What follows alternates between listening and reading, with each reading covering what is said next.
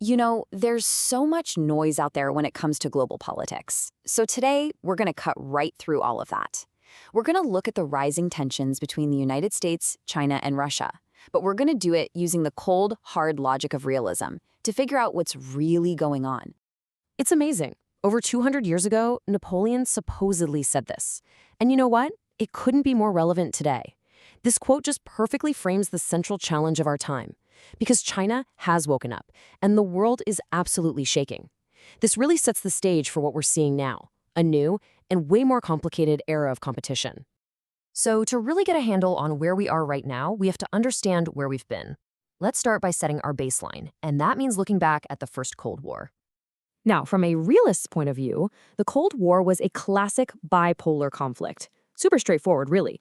The entire world was basically carved into two distinct spheres of influence, each one led by a superpower with interests that just could not be reconciled. It was a clear structure. Terrifying, for sure, but clear. In this struggle, it went on for decades. It really kicked off with George Kennan's Long Telegram, which laid out the whole strategy of containment. Then you had these huge military alliances, like NATO getting formed.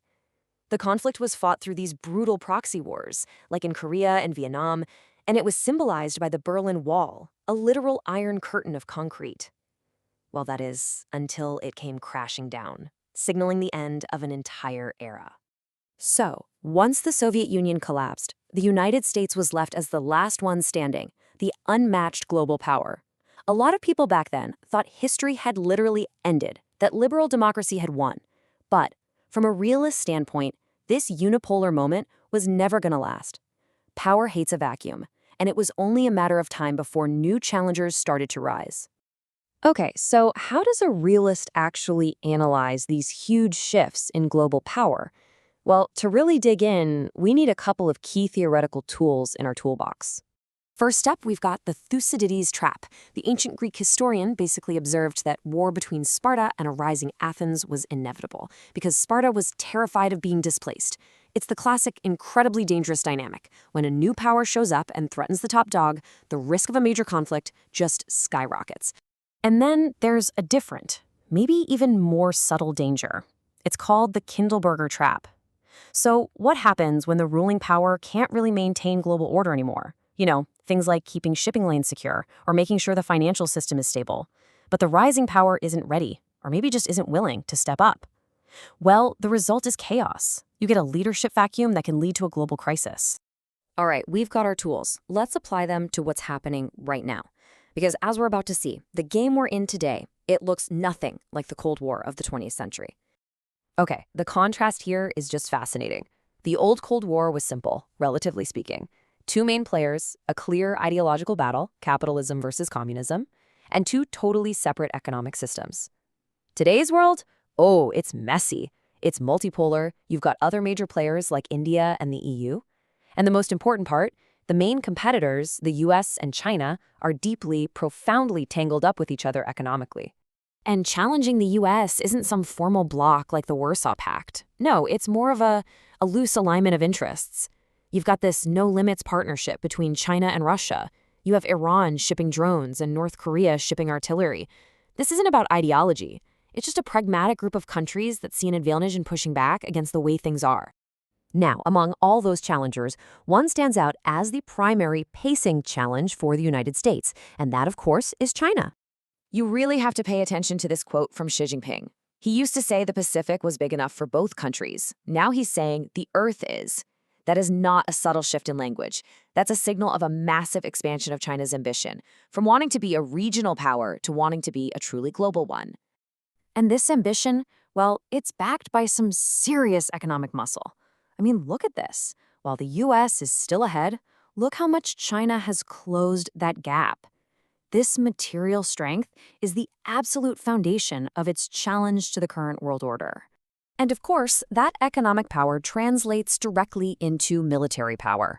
The US still outspends everybody by a mile, but China is the clear number two, and it's pouring money into modernizing its military to project power way beyond its own borders.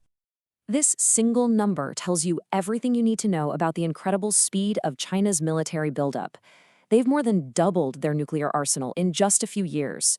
That kind of rapid expansion is a deeply destabilizing move, and it fundamentally changes the strategic math for everyone involved. But, and this is a really big but for any serious realist assessment, we also have to look at the constraints. China is not some unstoppable juggernaut. It's facing huge internal problems, staggering debt, a demographic crisis with its aging population, and a slowing economy. These are major headwinds that could seriously limit its global ambitions. So, what does this all add up to for the future? Well, it means we are in a period of intense instability, and the old rulebook just doesn't apply anymore. This is the question on everybody's mind, right? Are we just watching a reboot of that 20th century struggle? The answer, from a realist perspective, is a pretty firm no. Let's break down why calling it Cold War 2.0 is just too superficial. First off, the US and Chinese economies are completely entangled. Trying to pull them apart is way more complicated than it sounds. Second, it's just not a bipolar world anymore. Other powers like India and the EU really matter. And finally, we all face these huge shared threats, climate change, pandemics, that demand at least some cooperation, even between rivals. So here's the bottom line. This is not a clean ideological struggle between two clear sides. What we're in is a messy, complex, and probably continuous competition for power, for security, and for influence. It's a classic struggle for primacy in a system that is always changing. And this brings us right back to that Kindleberger trap.